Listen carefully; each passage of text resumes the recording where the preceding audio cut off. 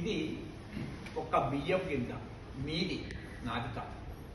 ఇప్పుడు నేను ఒక పావు గంట సత్సంగం చేస్తానంటే ఒక బియ్యపు గింజ ఇస్తానంటేనే నేను సత్సంగం చేస్తానని మీతో మాట ఇచ్చాను.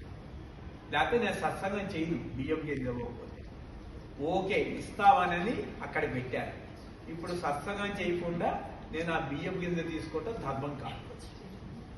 ఓకే మీరే బియ్యం గింజ ఇస్తున్నారు కదా, 10 నిమిషాలు సత్సంగం అయిన తర్వాత ఓకే అబ్బా 10 నిమిషాలు సత్సంగం చేస్తే బియ్యం గింజ వస్తుంది నాకు అంటే కర్మ ఫలితాన్ని ఆశించింది అన్నమాట బియ్యం గింజ. ఓకే అన్న ఇప్పుడు కర్మ చేస్తుంది సత్సంగం. ఈ ప్రపంచం అంతా పుట్టింది, కదులుతుంది, నశించిపోతుంది. దీనికి అధిష్టానమైనది నిరాకారం. అది సర్వగతము, స్థానువు, అచలం. అది కదలటానికి కూడా చోటు లేదు. దాన్ని చంపే శక్తి పంచభూతాలకు లేదు. భూమి ఒక చోట ఉండి ఇంకొక చోట భూమి ఉండదు. సముద్ర జలం ఒక చోట ఉండి ఇంకొక చోట ఉండదు.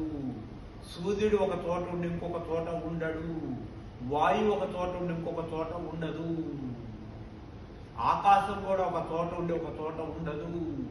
కానీ పరమాత్మ లేని చోటే లేదు.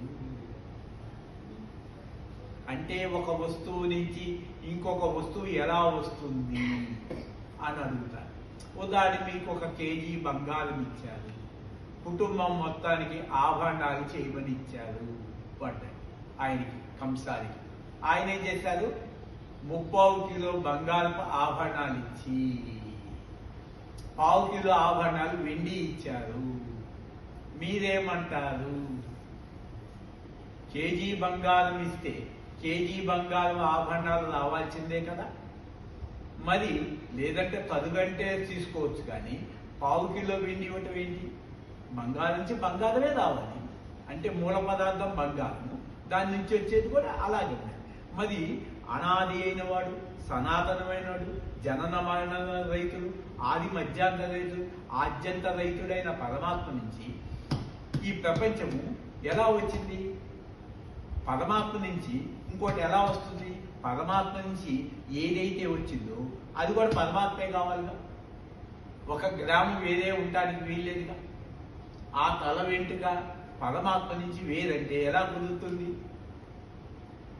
1 మిల్లీగ్రాము వెండి బంగారం నుంచి వస్తుంది, ఎలా కుదురుతుంది? ఆ మిల్లీగ్రామ్ బంగారం కూడా బంగారమే కదా. కాబట్టి చరాచర సృష్టి అంతా కూడా పరమాత్మే. ఈ కనిపించేదంతా విభూతి అంటే పరమాత్మే. అంటే ఆభరణాన్ని కూడా బంగారంగా చూస్తే అక్కడ ఆభరణం లేదు, బంగారమే ఉంది. ఈ ప్రపంచం ప్రతి అణువును కూడా పరమాత్మలో చూస్తే పరమాత్మే కనిపిస్తాడు, ప్రపంచంగా చూస్తే ప్రపంచం కనిపిస్తుంది. యద్భావో తద్భవతి. సముద్రం నుంచి బుడగలు, నుదురు, అలలు వచ్చాయి. ఏ బుడగ చూసినా, ఏ నుదురు చూసినా, ఏ అల చూసినా అక్కడ జలమే ఉంది. జలంగా చూస్తే బుడగ లేదు, నుదుగు లేదు, అల లేదు. అక్కడ బుడగగా చూస్తే నీరు లేదు. ప్రపంచంలో పరమాత్మ చూస్తే ప్రపంచం లేదు, ప్రపంచంగా చూస్తే పరమాత్మ లేడు. అందుకనే సర్వం కలిదం బ్రహ్మ విశ్వం విష్ణు రూపాయ. ఆ సముద్రంలో ఒక బుడగ లేక ఒక నుదుగు నేను జలం కన్నా నేను వేరుగా ఉన్నాను అనుకోవచ్చేమో, కానీ ఆ సముద్రము అనుకోవటానికి అవకాశమే లేదు. ఈ చరాచర సృష్టి ప్రపంచంలో అంత పరమాత్మ. ఈ శరీరం నేను కాదు, జీవుడిని నేను కాదు నువ్వు అనుకోవచ్చేమో, కానీ అది పరమాత్మకే అవమానము. నా నుంచి ఇంకోటి ఎలా వస్తుంది? అదే సనాతనం, ఆది మధ్యాంత రహితం, ఆద్యంతం.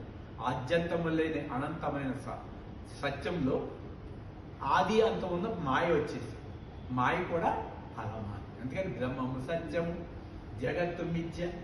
బ్రహ్మముగా చూస్తే జగత్తు కూడా సత్యమే. బ్రహ్మము సత్యం కాదు, సత్యము బ్రహ్మము.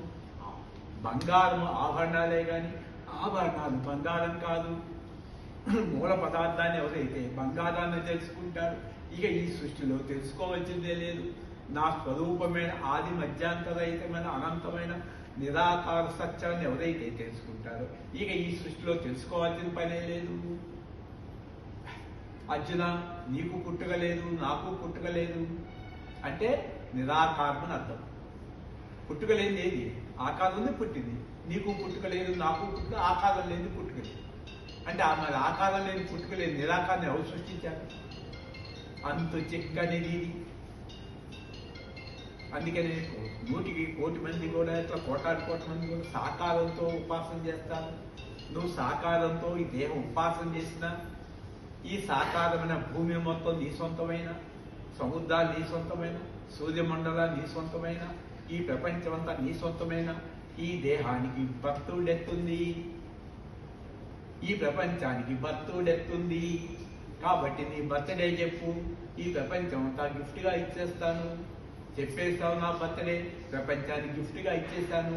నిద్రపోయావు, నీ బర్త్డే అయిన బాడీ పోయింది, భక్తుడెత్తున్న ప్రపంచం పోయింది. అంటే ఈ శరీరం చిన్న శవము, ఈ ప్రపంచము పెద్ద శవము. మరి గార్డెన్ నిద్రలో నువ్వెవరో చెప్పు, ఎక్కడ పడుకున్నావో చెప్పు, ఏ టైంలో పడుకున్నావో చెప్పు, ఏ స్పేస్లో పడుకున్నావో చెప్పు, ఏ యుగమో చెప్పు, ఏ కాలమో చెప్పు, ఎక్కడికి కదులుతావో చెప్పు. గార్డెన్ నిధుల్లో నువ్వు ఎక్కడికి వెళ్తా అంటే నీకు అన్ని వాహనాలు ఇస్తాను, ర్యాకెట్లు ఇస్తాను, ప్రపంచంలో కార్లన్నీ ఇస్తాను. ట్రావెల్ చేసుకో, స్వర్గలోకానికి వెళ్ళు, కైలాసం వెళ్ళు, వైకుంఠం వెళ్ళు.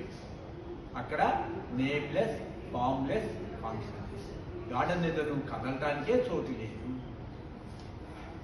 కాబట్టి అది సత్యం, జ్ఞానం, అనంతం. సత్యం అంటే 3 కాలాల్లో ఉండాలి. భూతకాలంలో ఉండాలి, భవిష్యత్తులో ఉండాలి, వర్తమానంలో కూడా ఉండాలి. మరి ఈ ప్రపంచం